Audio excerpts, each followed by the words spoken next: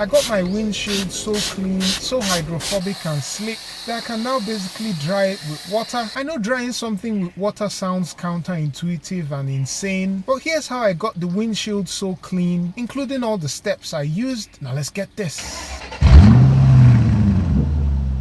First of all, you want to do this on a cool day or under a shade. If you don't, you're not going to get the best results. The first obvious step is to wash the windshield, and for this I'm just using regular car shampoo, nothing fancy, and that's to get the dirt and all the loose stuff off. After this, the second step is decontamination with an iron remover. This particular step removes iron oxides or brake dust that may have baked onto the glass. For this I'm using Hybrid Solutions Rapid Decon all-wheel cleaner and iron remover. I like it because despite it being a wheel cleaner, it clearly states that it's safe on paint, and so you don't need to worry about oversprays on paint. You allow it to stay on the glass for about 2 to 4 minutes, just to ensure it doesn't dry out, and then blast all of that off with your pressure washer. You can just rinse it off with a hose if you don't have a pressure washer. I didn't really get any purple color change on the windshield, and I guess that means I didn't have much contamination, but for good measure I did go ahead to test it on the wheel, and for sure there was a lot of purple rain, which is just evidence of the product eating up rust and iron oxide particles. And this brings us to the third step, which is to use a clay towel or clay bath. Whether you choose an actual clay bar or a clay towel is up to you. I personally prefer these clay towels. This will help remove all the non-metallic contaminants. Again, rinse off and wash the windscreen. That's actually something I do in between the major steps of this procedure. The last step in cleaning is to use a glass cleaner product. I'm using this one from Armor All, but there are several varieties that you could use. Just follow the instructions on the can. And so after one last wash, rinse and drying, I move on to the fourth step, which is where I bring in this cordless dual action polisher that I got recently. I've already used it as part of my procedure to take care of oxidized headlights on this car, and that went from looking like this to this. I got it with my money and I've been loving it ever since. I'm also using this Hybrid Solutions ceramic polish and wax. I apply 4 blobs on this polishing pad. I tend to prefer these pads with the hexagonal finish because of their better heat management and product distribution. And so using low speed, I spread the product over the windshield and then switch to higher RPM using that cross-hatch pattern to polish the glass. You don't absolutely need a DA polisher for this step, as you can go the manual route, but the polisher makes your work easier. Just a note that these pads come in different colors, and for the set that I got,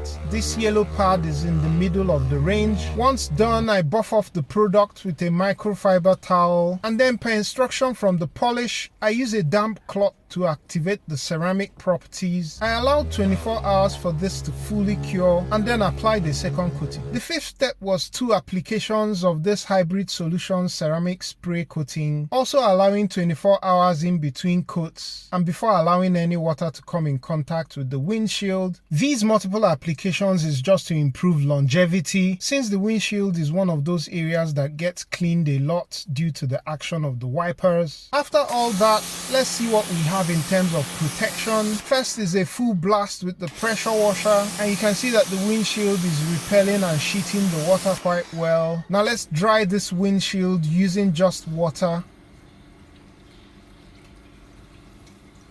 Just to disclose that I haven't been sponsored by Hybrid Solutions, neither was there any sponsorship on any of the products that I used today. I always let you guys know when I'm reviewing sponsored products. Also, I believe you can get the same or better results using other products on the market, but I'm just letting you know what I used. That said, I will leave links in the description just in case you want to check any of the products that I used out. And that's going to be a wrap for today. Hope this has been helpful. Don't forget to like, share and subscribe if you've loved this, and I'll catch you on the next one. Peace.